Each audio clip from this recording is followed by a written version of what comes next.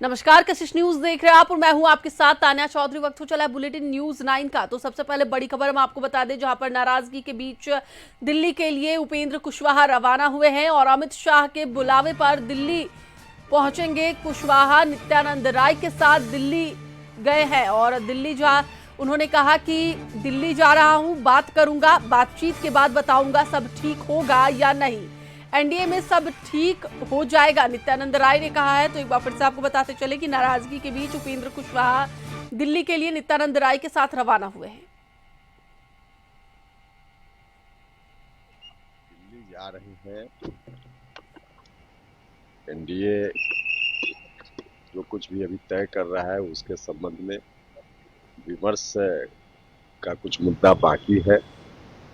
इसी विषय पर बात करने के लिए दिल्ली जा रहे हैं और सब कुछ ठीक हो जाएगा, इस उम्मीद के साथ, इस विश्वास के साथ जा रहे हैं। महुआ से उपेंद्र कुशवाहा की पार्टी अब ये बाकी चीज लौट कर बात करें, बाकी चीज लौट कर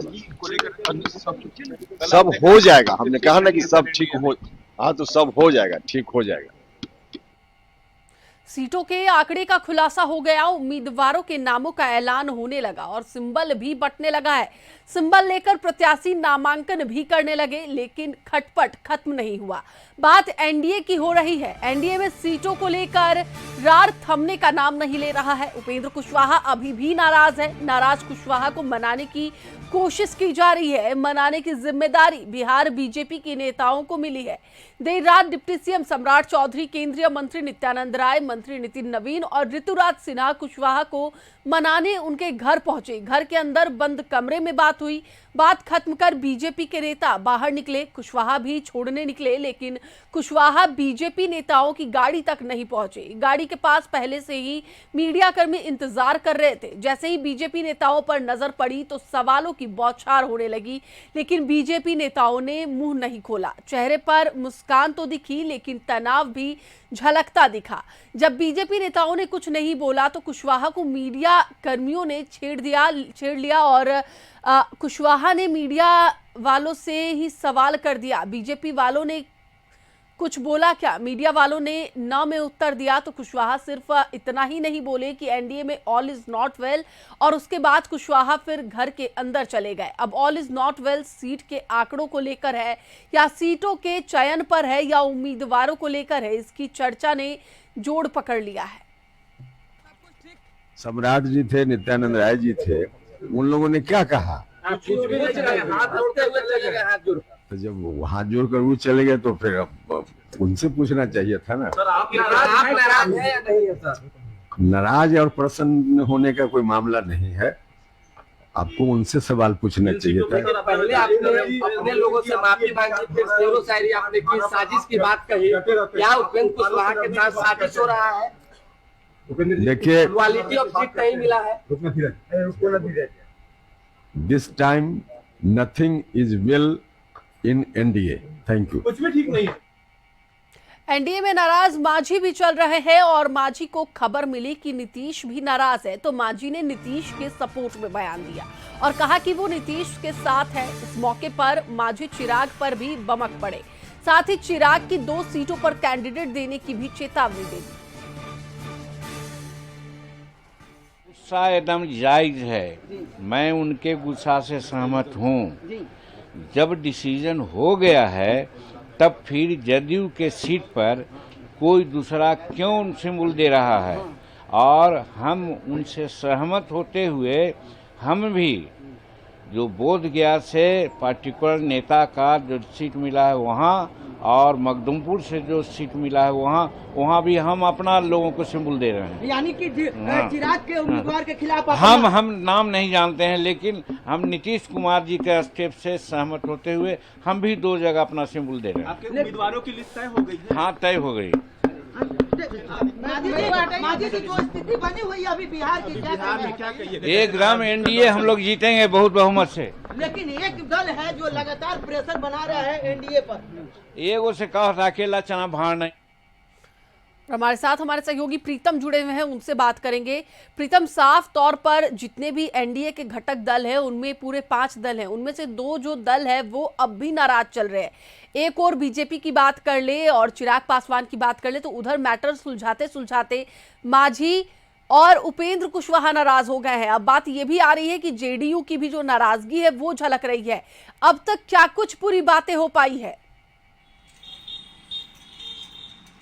देखिए तान्या, जो खबर सामने आई है कि सबसे पहली बात यह है कि उपेंद्र कुशवाहा को केवल 6 सीटें दी गई है और उपेंद्र कुशवाहा कुछ खास सीटें चाह रहे थे, जिसमें बात थी महुआ सीट थी। महुआ सीट से वो अपने बेटे, जो जानकारी आ रही है, जो हमारे सूत्र बताते हैं कि महुआ सीट से वो अपने बेटे को लड़ना चाह रहे थे, लेकिन महुआ सीट लोक जनशक्ति पार्टी रामविलास के खाते में चली गई है और संभावना है कि वहाँ से संजय सिंह जो है वो लोजपा के उम्मीदवार होंगे और उन्होंने तकरीबन इसकी तैयारी पूरी कर ली है। संजय या सुनील सिंह ऐसे ही नाम है, वो उन्होंने लगभग तैयारी कर ली है, चूँकि उनकी एक ख्वाहिश है कि उनका बेटा चुनाव लड़े और महुआ से वो चुनाव, उनको लगता है कि महुआ सीट पर अगर उनका बेटा खड़ा होता तो वो उनका बेटा विधानसभा में आ सकता था, वो सीट राष्ट्रीय लोक मोर्चा निकाल सकती थी। लेकिन अब चूंकि वो सीट लोक जनशक्ति पार्टी रामविलास के खाते में चली गई है,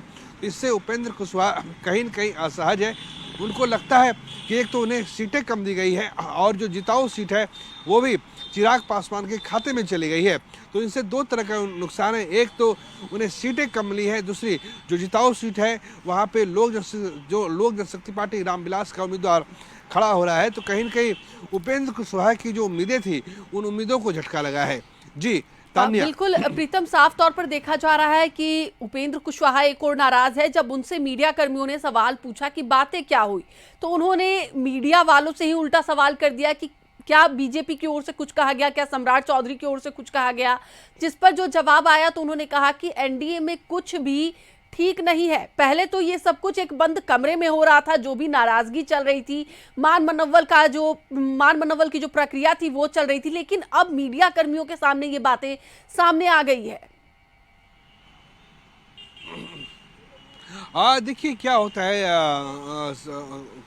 तान्या, कि अगर आप किसी सहयोगी को ज़्यादा इम्पोर्टेंस देते हैं और किसी सहयोगी को कम इम्पोर्टेंस देते हैं तो उससे ये बात सामने आती है। जिस तरीके से पूरी एनडीए गठबंधन में चिराग पासवान को बढ़ा चढ़ाकर उन्हें सीटें दी गई है और उन्हें जिताऊ सीटें दी गई है, तो उससे पहले नाराजगी जदयू में हुई। नीतीश कुमार हत्थे से उखड़ गए और यही वजह है कि सोनबरसा सीट जो लोक जनशक्ति पार्टी को दी गई थी, वहाँ पे खुद बिहार सरकार में मध्य उत्पाद मंत्री थे, बाद में वहां से जदयू के कोषाध्यक्ष ललन सराफ ने उन्हें सिंबल दे दिया। तो पहले जो नाराजगी थी वो चिराग पासवान के बढ़ते कद और उनकी बढ़ती अहमियत को लेकर थी, जिससे पहले जदयू ने नाराजगी जताई और उसके बाद उपेंद्र कुशवाहा की बात सही है कि उन्हें कोई सफलता हासिल नहीं हुई है।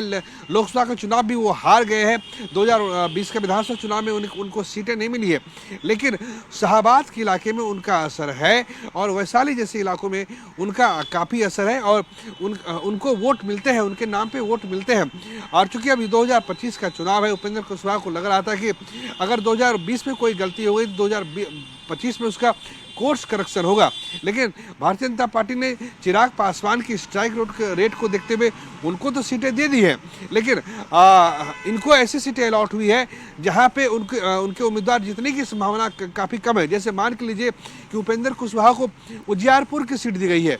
बेशक उजियारपुर में उपेंद्र कुशवाहा का असर है, लेकिन उपेंद्र कुशवाहा और आलोक मेहता दोनों एक ही जाति से आते हैं और आलोक मेहता एक हैवीवेट उम्मीदवार है, उनकी जीत हार का अंतर काफ़ी ज़्यादा होता है। तो लिहाजा अगर वहाँ पे कोई उपेंद्र कुशवाहा का उम्मीदवार उतरता है उजियारपुर में, तो हार जीत के मामले में हार की आशंका ज़्यादा सता रही है उपेंद्र कुशवाहा को। पर ये कह सकते हैं कि सीटों के बंटवारे तो हुए हैं, उससे तो लोग खुश हैं, लेकिन जिन सीटों पर बात हुई है उस पर कोई खुश नहीं है और अब इस पर फाइनल बातचीत लगभग आज हो जाएगी। फिलहाल बहुत बहुत धन्यवाद प्रीतम पूरी बातचीत के लिए। तो एक बार फिर से आपको बताते चले कि मनाने का जो क्रम है वो लगातार जारी है। एक और जहां मांझी को मनाया जा रहा है, तो अब उपेंद्र कुशवाहा को मनाने के लिए दिल्ली बुलाया गया है। फिलहाल बढ़ते